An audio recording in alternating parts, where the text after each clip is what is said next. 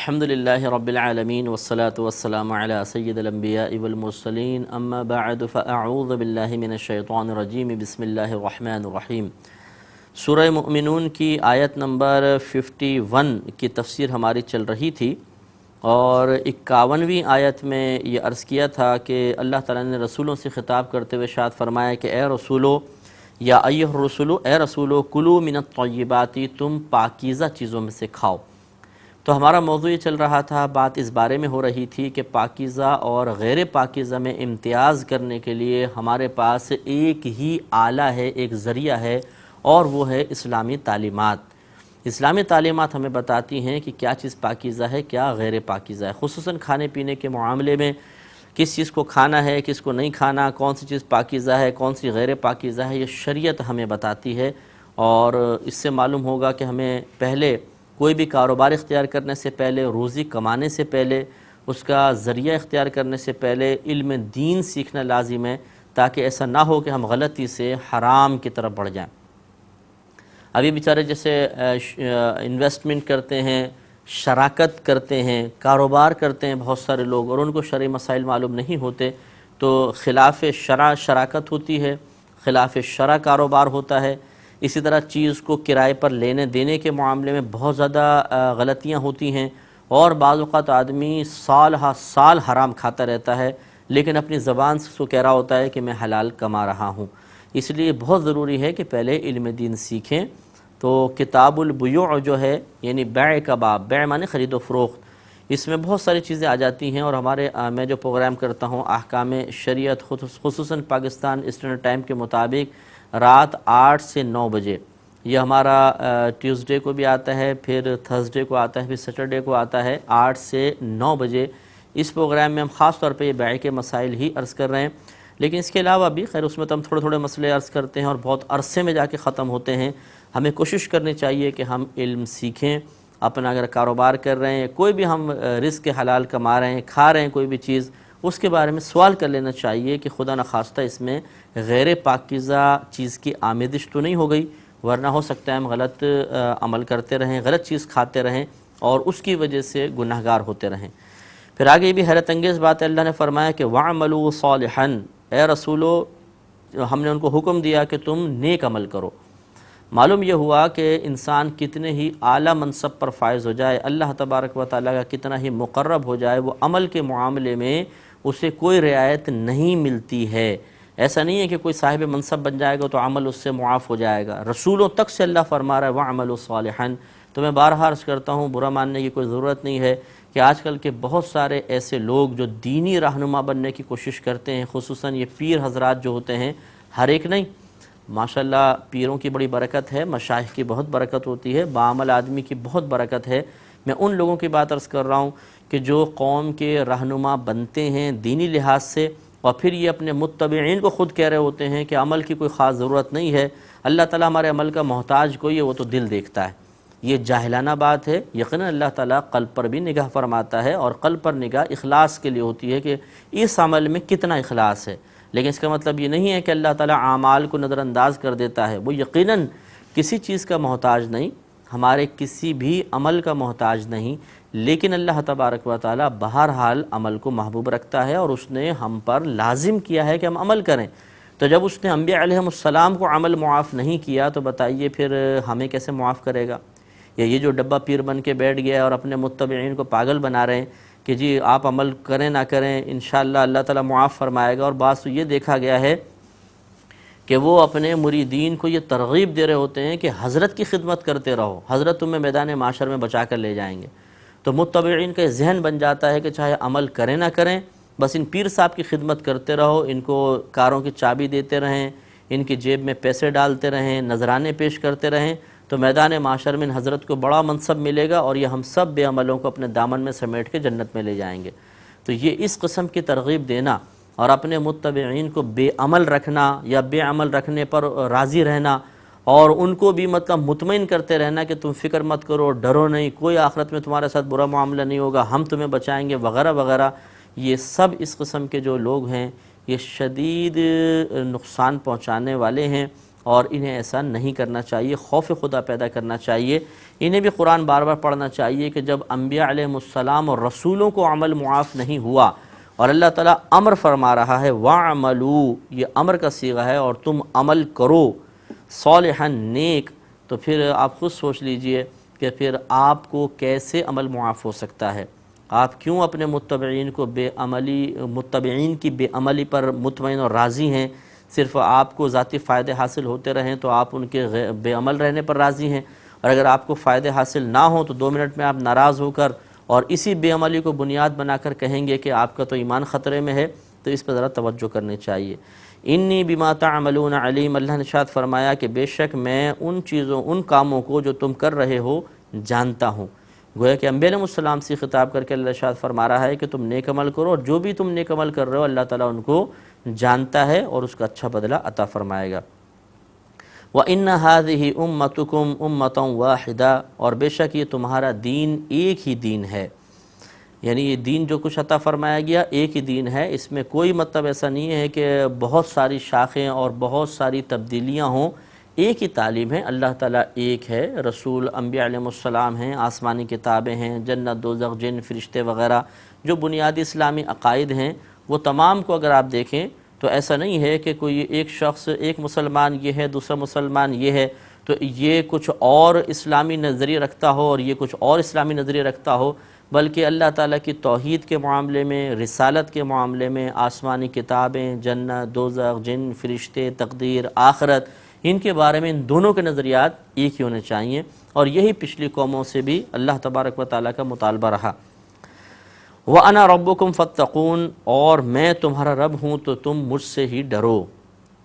تو اللہ سے ڈرنے کا حکم دیا گیا کہ تمہارا دین ایک دین ہے، اس میں کوئی ایسا نہیں ہے کہ ایک مسلمان کے لیے علیحدہ دین ہوگا دوسرے کے لیے علیحدہ ہوگا، سب کے لیے ایک ہی دین ہے، اور میں تمہارا رب ہوں تو تمہیں مجھ سے ڈرنا چاہیے۔ اور ڈرنے کا مفہوم میں نے پہلے آپ کو بتایا کہ ڈرنے کا مطلب ایک وقتی طور پہ جھرجھری سے لے لینا نہیں ہے، یا ایک دم گھبرا جانا نہیں ہے، یا کسی بات کو سن کر یا قرآن کی کوئی آیت یا حدیث پڑھ کر تھوڑی دیر کے لیے دل میں ایک خوف کی کیفیت کو محسوس کرنا، یہ اللہ سے ڈرنا نہیں کہلاتا، بلکہ اللہ تبارک و تعالیٰ سے ڈرنے کا مطلب اس کے عذاب سے دائمی طور پر ڈرنا ہے، اس کی گرفت سے خوف میں رہنا ہے، اور یہ ایک وقتی کیفیت کا تقاضا نہیں کرتا بلکہ یہ دائمی کیفیت ہونی چاہیے کہ انسان خلوت میں ہو، جلوت میں ہو، وہ اللہ کا خوف رکھے۔ لیکن خوف کا مطلب یہ نہیں کہ وہ کانپتا رہے ہر وقت بیٹھا بیٹھا، یہ مطالبہ نہیں ہے، بلکہ مقصود یہ ہے، اللہ کا خوف حاصل کرنے کا مقصد یہ ہے کہ اس خوف کی بنا پر انسان نیکیوں پر استقامت حاصل کرتا ہے اور گناہوں سے پرہیز پر پابندی حاصل ہو جاتی ہے۔ تو اگر انسان اللہ تبارک و تعالیٰ کی طرف توجہ کرنے کی بنا پر گناہوں سے بچ رہا ہے، اور جو عبادات اس پر فرض اور واجب قرار دے دی گئی ہیں ان کو وہ ان کے وقت پر مکمل شرائط کے ساتھ ادا کر رہا ہے، تو یہ اللہ کا خوف رکھنے والا ہے۔ اب چاہے یہ بیٹھا بیٹھا یوں کانپے نہیں، جھرجھریاں نہ لے، اور میں تو اللہ سے بہت ڈرتا ہوں اس قسم کے جملے نہ بھی کہے، تو یہ اللہ کا خوف رکھنے والا ہے۔ اور اگر کوئی ایسا بیٹھ کے جھرجھریاں لے رہا ہے، کانپ رہا ہے، اور مطلب یہ کہ دوسروں پر اپنے خوف خدا کا اظہار کر رہا ہے کہ جی میں تو بہت اللہ سے ڈرتا ہوں، لیکن جب عبادات پر کی ادائیگی کا موقع آئے تو نماز قضا کر رہا ہے اور دیگر فرائض کو ترک کر رہا ہے، اور جب گناہ کرنے کی باری آتی ہے تو اگر لوگوں کے سامنے بچ بھی گیا تو تنہائی میں جرأت مند رہتا ہے، دلیر رہتا ہے، تو اس کا مطلب ہے کہ اس کے قلب میں اللہ کا خوف نہیں۔ اللہ تعالیٰ کا خوف کانپنے کا تقاضا نہیں کرتا، اللہ کا خوف جو ہے وہ اس بات کا تقاضا نہیں کرتا کہ آپ آنکھوں سے آنسو بہائیں یا دوسروں کے سامنے اظہار کریں کہ میں اللہ سے بہت ڈرتا ہوں، بلکہ اس کا تقاضا یہ ہے کہ آپ نیکیوں پر استقامت حاصل کریں، اعمال پر استقامت حاصل کریں، عبادات پر استقامت حاصل کریں، اور گناہوں کو چھوڑ دیں۔ جب یہ دو چیزیں ہوں گی تو سمجھ لیں خوف خدا رکھنے والا انسان ہے، اگر نہیں ہے تو اس کے دل میں اللہ کا خوف مکمل طور پہ نہیں ہے۔ ہم یہ نہیں کہیں گے کہ وہ بالکل ہی نہیں ہے، لیکن کامل خوف نہیں ہے، تھوڑا بہت ہوتا ہے، کبھی کبھار آدمی ایک گناہ کو چھوڑ رہا ہے 10 گناہ کر لیتا ہے، تو اس کا مطلب ہے بے خوفی بھی اس پر غالب ہے۔ كتاب أنزلناه إليك مبارك ليدبروا آياته وليتذكر أولو الألباب كتاب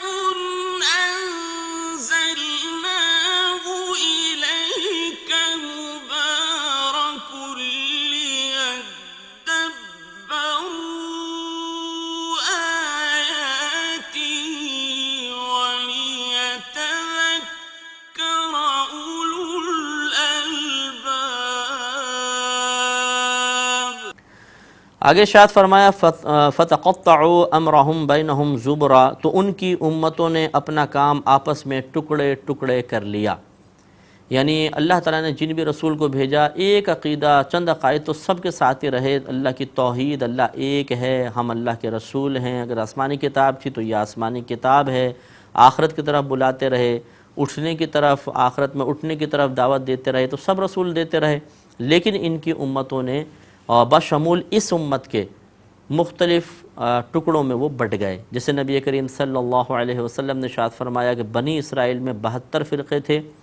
ایک جنتی اور 71 جہنمی تھے. میری امت میں 73 فرقے ہوں گے، ان میں سے 72 جہنمی، ایک جنتی ہوگا. اور یہ اللہ نے خود ارشاد فرمایا فتقطعوا امرهم بینہم زبرا، تو ان امتوں نے اپنے آپ کو مختلف گروہوں میں بانٹ لیا، ٹکڑے ٹکڑے ہو گئے. کل حزب بما لدیہم فرحون، ہر گروہ جو کچھ اس کے پاس ہے وہ اس پر خوش ہے. جیسے ایسی ہوتا ہے کہ ہر مکتبہ فکر والا اپنے آپ کو حق پر کہتا ہے کہ جی ہم بہت خوش ہیں، بس ہم بالکل صحیح حق پر ہیں، باقی سب جہنمی ہیں. فذرہم فی غمرتہم حتی حین، تو ارشاد فرمایا گیا کہ تم ان کو چھوڑ دو ان کے نشے میں. غمرہ مانے نشے، ان کے نشے کے اندر ابھی چھوڑ دو جس میں سرشار ہیں ایک وقت تک. یعنی جس وقت اللہ تبارک و تعالیٰ روح قبض فرمائے گا، یہ میدان معاشر میں بلائے گا، اس وقت فیصلہ ہو جائے گا. تو یاد رکھیں کہ یہ عموماً کہہ دیا جاتا ہے کہ جو اب ہم گنتے ہیں کہ ہماری امت میں کتنے فرقے ہو گئے، ایک فلاں مکتبہ فکر، دوسرا، تیسرا، چوتھا، تو ایسا نہیں ہے. کہ نبی کریم صلی اللہ علیہ وسلم نے جو 73 فرقے بیان فرمائے کہ 72 جہنمی، ایک جنتی، وہ 72 آپ کے دور میں موجود 72 آپ گنے. ہر دور میں کچھ نہ کچھ باطل فرقے آتے رہے اور ہزاروں کی تعداد میں آئے ہیں، تو آپ ان کو کیسے نظر انداز کر دیں گے؟ کیا یہ قرآن کی آیت یا نبی کریم کی یہ حدیث آپ کے زمانے والے فرقوں کے لیے تھی تو پچھلے زمانے کے جو فرقے گزر گئے ان کے لیے نہیں تھی؟ اگر ان کے لیے تھی تو ان سب کو اگر آپ شمار کریں تو 72 سے تو بہت زیادہ ہو جائیں گے. تو اس لیے یہ سمجھنا کہ یا جو میرا مکتبہ فکر ہے یہ نجات یافتہ ہے، باقی سارے مکتبہ فکر پھنسیں گے کیونکہ وہ ایک فرقہ بن چکے ہیں اور حدیث میں آیا کہ وہ جہنمی ہیں، ایسا نہیں ہے. بلکہ فرقے اور گروہ سے مراد ایک وہ فرقہ اور گروہ نہیں جس کا آپ نے نام منتخب کر لیا ہے، بلکہ اس سے مراد ایک گروپ ہے، نام اس کا کوئی بھی ہو، اگر اس کے عقائد اسلام، بنیادی عقائد اسلام سے ٹکراتے ہوں گے تو وہ ایک گروپ ہوگا. مثال کے طور پہ میں سمجھاتا ہوں آپ کو کبھی کبھار کہ اگر 10 مکتبہ فکر ہیں مثال کے طور پر، ان میں سے ایک مکتبہ فکر والے میں سے ایک شخص کا عقیدہ یہ ہے کہ معاذ اللہ آخرت نہیں ہے، دوسرے مکتبہ فکر میں بھی ایک شخص ہے وہ بھی کہتا ہے آخرت نہیں ہے، تیسرا مکتبہ فکر والا بھی ایک اسی قسم کا عقیدہ رکھتا ہے، چوتھا، پانچواں، چھٹا، ساتواں، آٹھواں، 10واں، ان 10 کے 10 مکاتب فکر میں ایک ایک شخص ایسا ہے کہ جو آخرت کے بارے میں گمان رکھتا ہے کہ کچھ بھی نہیں ہے. تو یاد رکھیں کہ یہ 10 مکتبہ فکر جو آپ نے بنائے ہیں یہ فرقے 10 نہیں ہیں، بلکہ یہ جو 10 آدمی ان میں سے ہیں یہ ایک فرقہ ہے، یہ ایک گروپ ہے اور یہ گمراہ گروپ ہے. حالانکہ دیکھیں تعلق اس کا مختلف مکتبہ فکر سے ہے، تو ضروری نہیں کہ ایک مکتبہ فکر سے تعلق رکھنے والے سارے کے سارے جہنمی ہوں یا ایک مکتبہ فکر سے تعلق رکھنے والے سارے کے سارے جنتی ہوں. بلکہ اصل اصول یہی ہے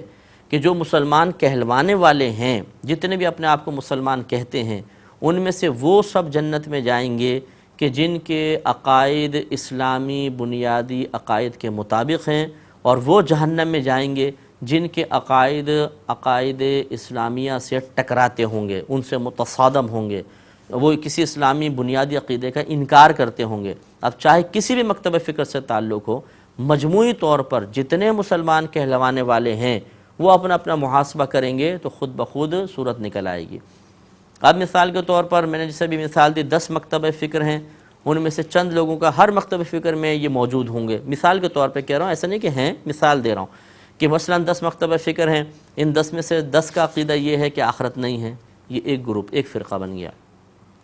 انہی 10 میں ایک گروپ ایسا ہے، یعنی چند لوگ ان 10 میں سے لے لیجئے کہ جن کا عقیدہ یہ ہے کہ تقدیر کچھ بھی نہیں ہے، یہ دوسرا گروپ ہو گیا. یہ سرکار نے فرمایا کہ 72 فرقے ہوں گے، یعنی جو جتنے مسلمان کہلوانے والے ہیں ان میں اسلامی بنیادی عقائد کے خلاف عقیدہ رکھنے والے یہ 72 قسم کے گروہ بنیں گے جو جہنم میں جائیں گے، اور ایک گروہ ایسا ہوگا جو انشاءاللہ جنت میں جائے گا. لہذا کوئی بھی مکتبہ فکر اپنے کسی خاص مکتبہ فکر سے تعلق کی بنا پر اس خوش فہمی کا شکار نہ رہے کہ میں تو سیدھا جنت میں جاؤں گا اور باقی تمام مکتبہ فکر جہنم میں جائیں گے، اور نہ وہ اپنے بارے میں بے خوف رہے کہ میں ضرور جنت میں جاؤں گا باقی سب جہنم میں جائیں گے، بلکہ ہر ایک اپنے اپنے طور پہ محاسبہ کر کے اپنے عقائد کو اسلامی عقائد کے مطابق کرے گا تو انشاءاللہ وہ نجات پا جائے گا۔ تو ارشاد فرمایا کہ آپ ان کو ان کے نشے میں چھوڑ دیں ایک وقت تک، یعنی اس وقت جب تک اللہ تعالیٰ فیصلہ نہیں فرما دیتا۔ اَيَحْسَبُونَ أَنَّمَا نُمِدُّهُم بِهِ مِن مَّالٍ وَبَنِينَ، اس کے بعد اللہ تعالیٰ نے اسی گمراہ قسم کے لوگوں کے بارے میں ارشاد فرمایا کہ اَيَحْسَبُونَ، کیا وہ گمان کرتے ہیں، انما کہ محض نُمِدُّهُم ہم ڈھیل دے رہے ہیں انہیں، بِهِ ہم مدد دے رہے ہیں، مدد کر رہے ہیں ان کی اس کے ساتھ، من مال و بنین مال اور بیٹوں سے، یعنی اس جو گمراہی ان کے پاس ہے، گمراہ لوگ جو ہیں ان کو اگر ہم مال عطا فرما رہے ہیں، بیٹوں کی کثرت عطا فرما رہے ہیں، تو کیا وہ یہ سمجھ رہے ہیں کہ ہم انہیں ڈھیل دے رہے ہیں، ہم ان کی مدد کر رہے ہیں؟ مطلب مدد کرنے سے مراد یہ ہے کہ وہ یہ گمان نہ کریں کہ اس گمراہی پر ہم حق پر ہیں تبھی تو اللہ تعالیٰ مدد کر رہا ہے، یعنی یہ گمان بیان کرنا مقصود ہے۔ کیا وہ یہ گمان کرتے ہیں کہ وہ مال اور بیٹے جو ہم انہیں عطا فرما رہے ہیں اس گمراہی کے باوجود جس میں مبتلا ہیں تو یہ اس کو انعام تصور کر رہے ہیں، یہ گمان کر رہے ہیں؟ ایسا نہیں۔ نسارع لہم فی الخیرات، یہ نسارع ہم جلدی کرتے ہیں ان کے لیے بھلائی میں،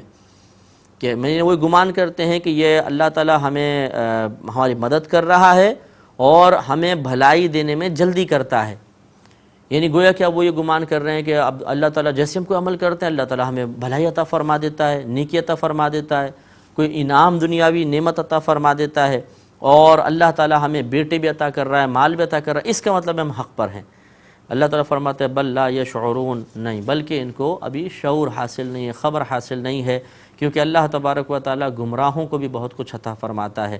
جو ہدایت سے دور ہوتے ہیں انہیں بھی اللہ تعالیٰ دنیاوی نعمتوں سے محروم نہیں کرتا، آخرت میں غریب فرمائے گا۔ اس لیے دنیا میں ہزارہ کفار آپ دیکھ لیجئے، انہیں مسلمانوں سے زیادہ مل رہا ہے، لیکن ایسا نہیں ہے کہ ان کو زیادہ ملنا اس بات کی دلیل بن جائے کہ یہ اللہ کے پیارے ہیں، اللہ کے محبوب ہیں، اللہ تعالیٰ کو ان کے عمل بڑے پسند ہیں کہ فوری طور پہ دنیاوی انعام بھی ان پہ مرتب فرما دیا جاتا ہے، بلکہ یہ اللہ کے ڈھیل دینے کی عادت ہے، اور یہ ڈھیل دینے سے انسان اور زیادہ غفلت میں پڑتا چلا جاتا ہے، اور پھر اچانک اللہ تعالیٰ غریب فرماتا ہے اور پھر چھوڑتا نہیں ہے۔ وآخر دعوانا ان الحمد للہ رب العالمین۔